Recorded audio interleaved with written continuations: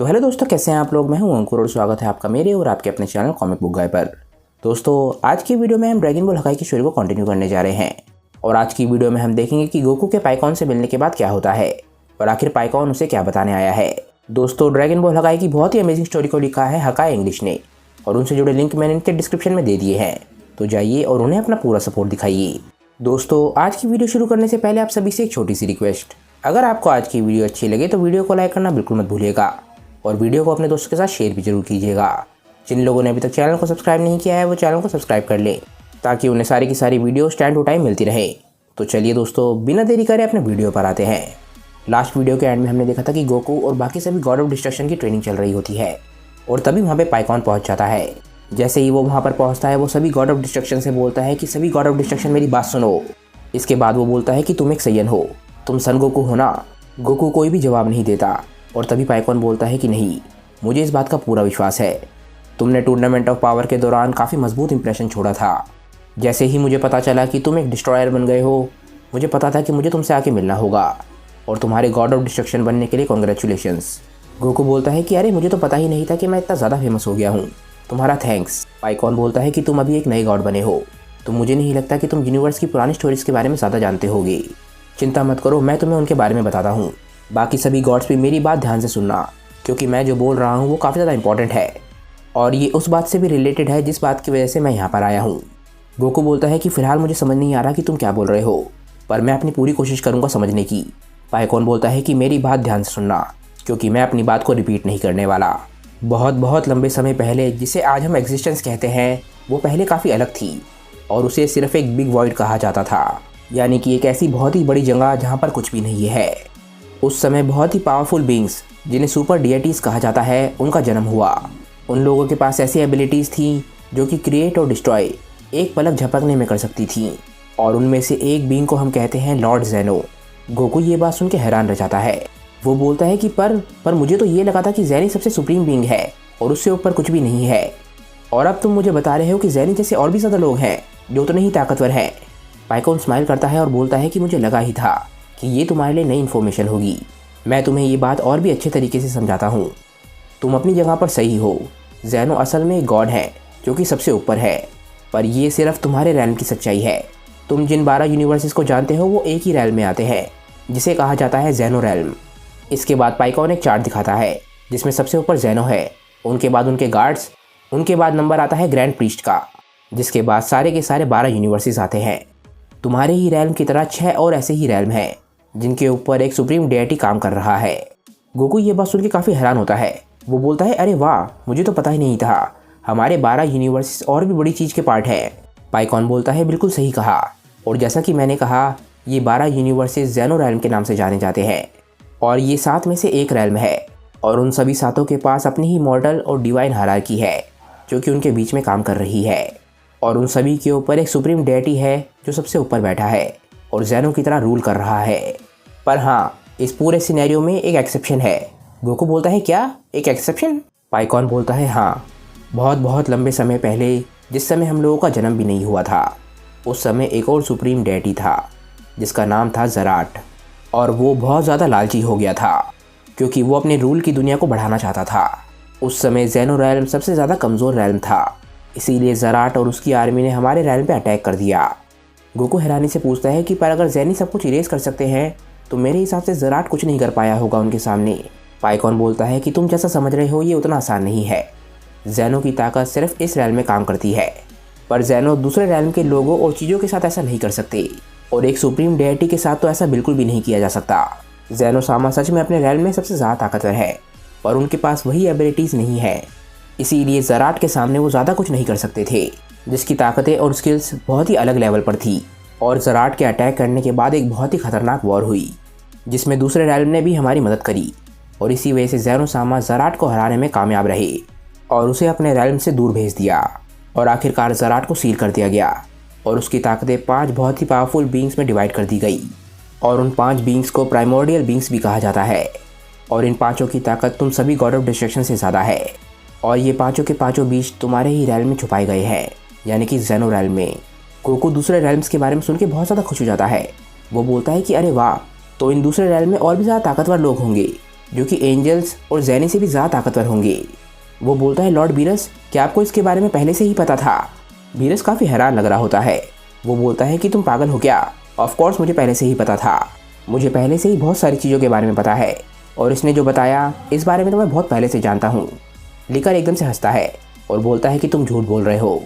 पाइकॉन बोलता है कि जब ज़राट को सील कर दिया गया तो उसके रैल में बहुत ज़्यादा लड़ाइयाँ होने लग गई। सभी डीएटीज़ आपस में ही लड़ने लग गए और इसके कुछ समय बाद 5 लोगों का ग्रुप जो कि ज़राट के रैल से आया था, ये सभी बहुत ही पावरफुल गॉड्स थे जो खुद को सेलेस्टियल मेजिस कहते थे। वो ज़ैनो के रैल में घुस आए ताकि वो इन 5 प्राइमोर्डियल बीस्ट को ढूंढ सकें। वो पाँचों के पाँचों बीस्ट को इसलिए ढूंढना चाहते थे ताकि वो ज़राट को वापस ला सकें और इसी वजह से एक और जंग छिड़ गई। पर इस बारी ज़ैनो का रैल्म ऑलरेडी बहुत ज़्यादा ताकतवर हो चुका था। सभी यूनिवर्सेस के गॉड्स ने एक साथ ज्वाइन किया और इन सेलेस्टियल मेजिस को हरा दिया और उन सभी को भी अलग अलग जगह पर सील कर दिया गया। तभी एकदम से जिन बोलता है कि पाइकॉन, इतना शांत रहने की ज़रूरत नहीं है। हिस्ट्री के हिसाब से तुम ही वो इंसान हो जिसने हमारे को जीत दिलाई थी। गोकू बोलता है कि ये तो बहुत ही कमाल की बात है। इसका मतलब यह है कि तुम बहुत ज़्यादा ताकतवर होगे मिस्टर पाइकॉन। पाइकॉन स्माइल करता है और बोलता है कि अगर तुम कहो कि हाँ मैंने उसमें एक पार्ट प्ले किया था तो ये झूठ नहीं होगा, पर फिलहाल हमारे पास इतना समय नहीं है कि मैं उस बारे में तुम्हारे को पूरी डिटेल्स दे सकूं। बेलमोट बोलता है, हाँ बिल्कुल सही कहा, हमने आज के लिए काफ़ी लंबी कहानी सुन ली। बेलमोट बोलता है कि चलो अब तुम बताओ कि तुम यहाँ पर क्यों आए हो। पाइकॉन बोलता है कि अगर तुम सीधे शब्दों में सुनना चाहते हो तो बात यह है कि सेलेस्टियल मेजिस ने अपनी सील को तोड़ दिया है। सभी गॉड्स ये बात सुन के बिल्कुल हैरान रह जाते हैं। अराक बोलता है कि इससे तुम्हारा क्या मतलब है? वो सभी मेजिस गार्डियन सर्वेलेंस में थे।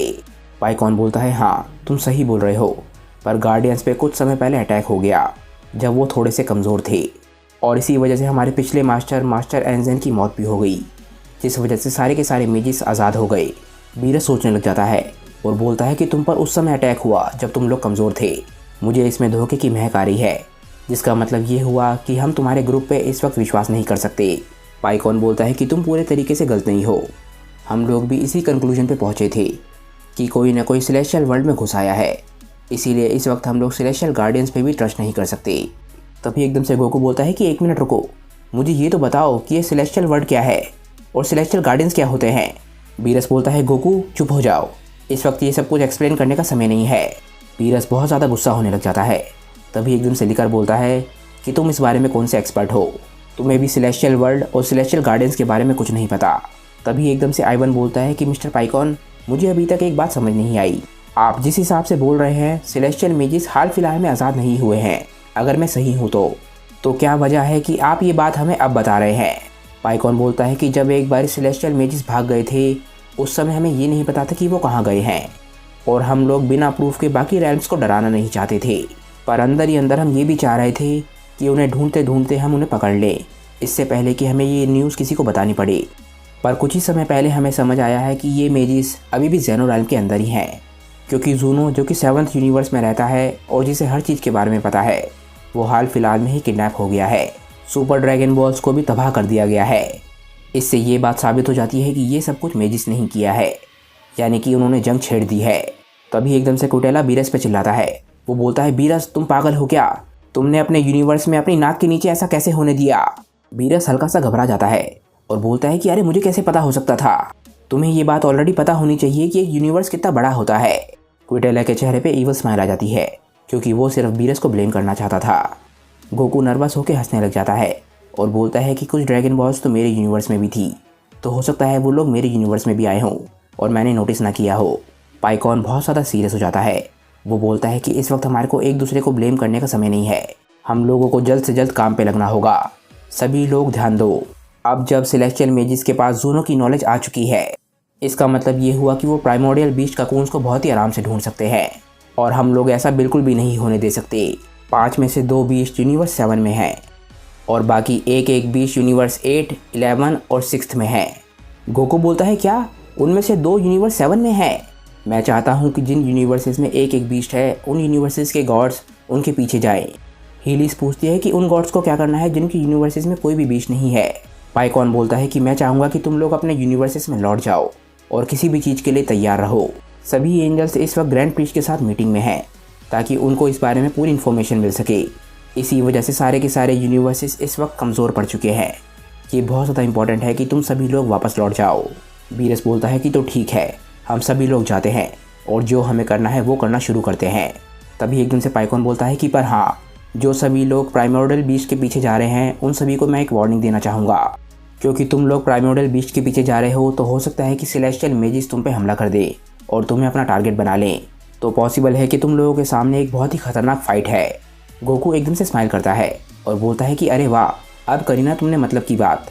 इसके बाद हम देखते हैं कि सभी गॉड्स एक एक करके वहाँ से जाने लग जाते हैं और आखिर में गोकू वहाँ पे बसता है, जो कुछ देर में वहाँ से चला जाता है। पर उसके चेहरे पर एक स्माइल होती है क्योंकि वो खतरनाक बीस्ट से लड़ना चाहता है। पर इसके आगे क्या होगा ये जानेंगे दोस्तों हम नेक्स्ट वीडियो में, क्योंकि दोस्तों आज की वीडियो यहीं पे ख़त्म हो जाती है। मुझे नीचे कमेंट करके बताइए कि आज की वीडियो आप लोगों को कैसी लगी। अगर आपको आज की वीडियो अच्छी लगी हो तो वीडियो को लाइक करना बिल्कुल मत भूलिएगा और वीडियो को अपने दोस्तों के साथ शेयर भी जरूर कीजिएगा। जिन लोगों ने अभी तक चैनल को सब्सक्राइब नहीं किया है वो चैनल को सब्सक्राइब कर ले, ताकि उन्हें सारी की सारी वीडियोज़ टाइम टू टाइम मिलती रहें। तो चलिए दोस्तों, आज की वीडियो के लिए बस इतना ही। मैं मिलता हूँ आप लोगों को अपनी नेक्स्ट वीडियो के साथ। तब तक के लिए बाय दोस्तों और थैंक्स फॉर वॉचिंग।